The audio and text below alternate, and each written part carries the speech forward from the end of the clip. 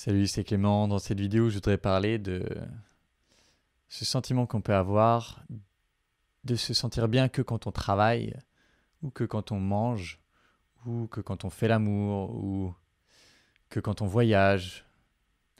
En gros, je ne me sens bien que quand je fais telle chose. Et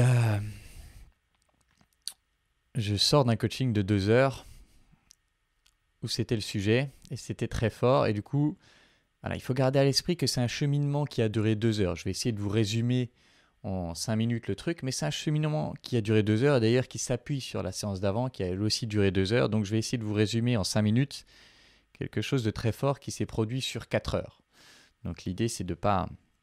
Enfin, ce que je veux dire par là, c'est... voilà, c'est pas juste 4 phrases et hop, on y est arrivé. C'était un long cheminement, et il faut s'attendre à... Enfin, je veux pas donner l'illusion de, voilà, hop, en 4 phrases, c'est réglé. C'est ça que je veux dire. Ouh, c'était vraiment fort et intense, et du coup j'ai un peu du mal d'atterrir, mais je me suis dit il faut que je fasse la vidéo tout de suite parce que je veux pas perdre ce... Je vais essayer de le transmettre parce que je pense que c'est très fort. Et donc, ce client me dit, je me sens bien que quand je travaille. Et son travail, il est cuisinier pour des familles privées. Donc quand il y a des événements, des familles prennent un cuisinier et c'est son travail. Et je lui demande, qu'est-ce que ça t'apporte, le travail qui fait que tu te sens bien? Et, et il me dit, ben, quand les familles sont positives, c'est plus que de la cuisine. Je me sens connecté à eux, ils s'ouvrent à moi, je m'ouvre à eux. Et au fond, on se rend compte que il y a le sentiment d'être inclus dans la famille, d'avoir une place dans la famille, d'être considéré et apprécié et inclus dans la famille.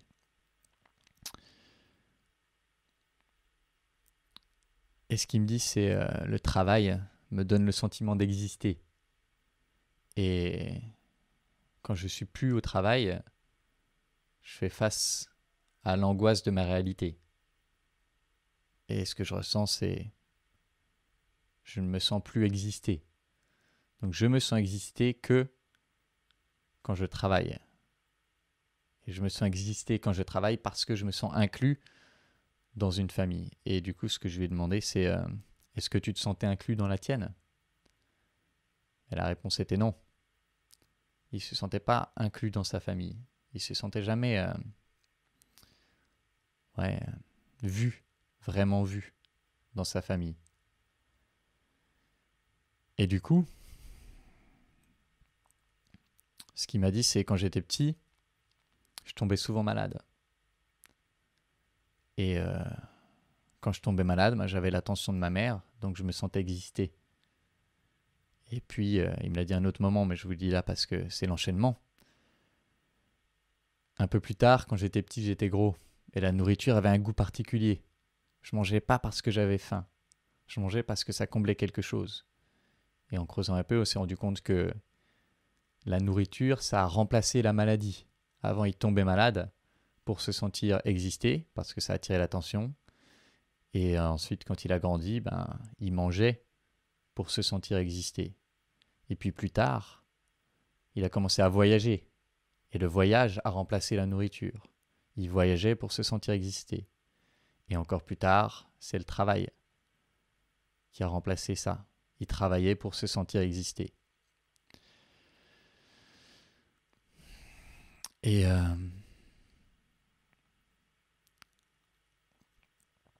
quand dans sa famille, on n'a pas été vraiment soutenu, vu, en anglais, Winnicott, il parle de holding. Holding, c'est porter. Quand on n'a pas été porté psychiquement dans sa famille, soutenu par le regard, soutenu par la présence, ça peut déclencher une angoisse de ne plus exister. Et je me suis reconnu dans ça, dans ce qu'il vit et dans ce que j'ai vécu. Et du coup, l'angoisse de ne plus exister, on va la combler par d'autres éléments qui nous donnent le sentiment d'exister. Et le problème, quand tu fais ça, c'est que c'est infini. Comme on l'a vu avec ce client, au début, c'était je tombe malade pour attirer l'attention de ma mère exister, ensuite je mange pour exister, ensuite je voyage pour exister, ensuite je travaille pour exister. Mais du coup, dès que je ne fais plus cette activité, je n'existe plus. Et l'angoisse revient. Donc la question c'est, comment faire pour t'apporter à toi-même ce sentiment d'exister? Comment faire pour être pour toi-même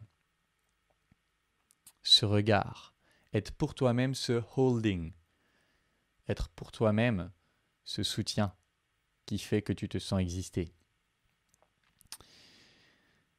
Et peut-être qu'il y a différentes façons pour différentes personnes, mais en continuant de creuser avec lui, on s'est rendu compte que,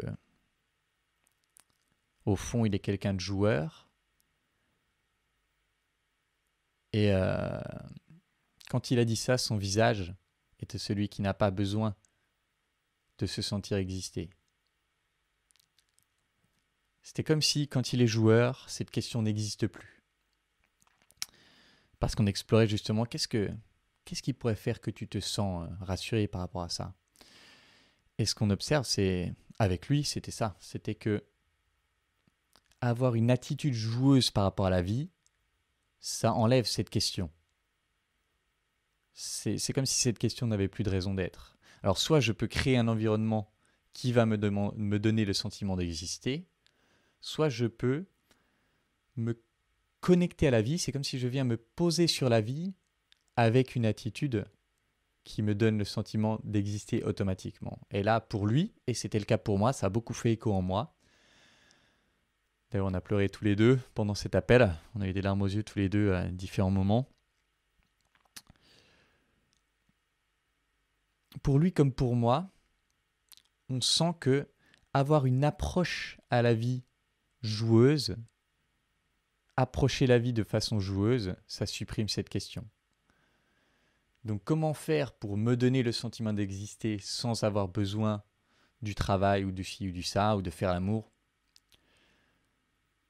Ce serait, en tout cas l'une des façons, ce serait développer une approche plus joueuse par rapport à la vie. Essayer au quotidien de saupoudrer ma vie de jeux. Et c'est pas forcément le jeu concrètement, je sais pas, je joue aux cartes avec des potes ou je ne sais quoi.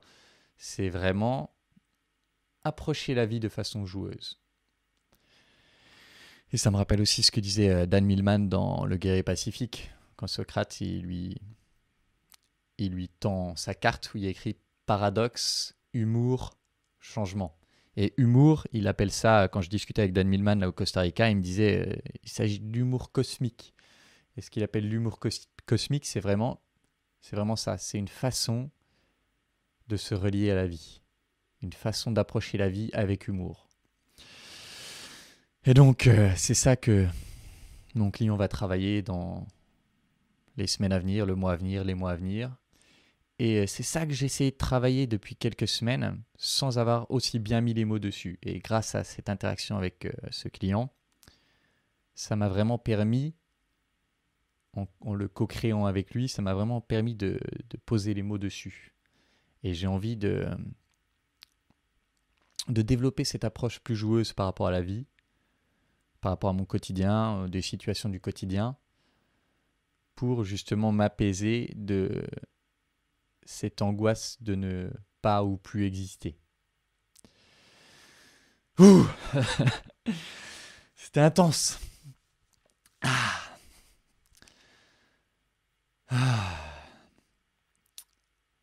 Bon, j'espère que cette vidéo pourra être utile. J'imagine que si c'est pas le bon moment pour vous, ou si vous ne souffrez pas de ça, vous direz ça n'a aucun sens ou je vois pas l'intérêt, et c'est ok. C'est ok. Mais si vous vivez ça, je pense que ce sera fort pour vous. Donc voilà, c'est tout pour cette vidéo. J'espère qu'elle vous aura aidé. Et comme d'habitude, si vous voulez travailler avec moi, vous pouvez postuler pour l'école des guerriers. Je vous ai mis le lien dans la description. Comme d'habitude, vous pouvez remplir un formulaire de candidature et puis on verra comment on peut continuer ensemble et comment on peut travailler tout ça ensemble. C'est tout pour cette vidéo. En attendant la prochaine, je vous embrasse et je vous dis à bientôt. Ciao.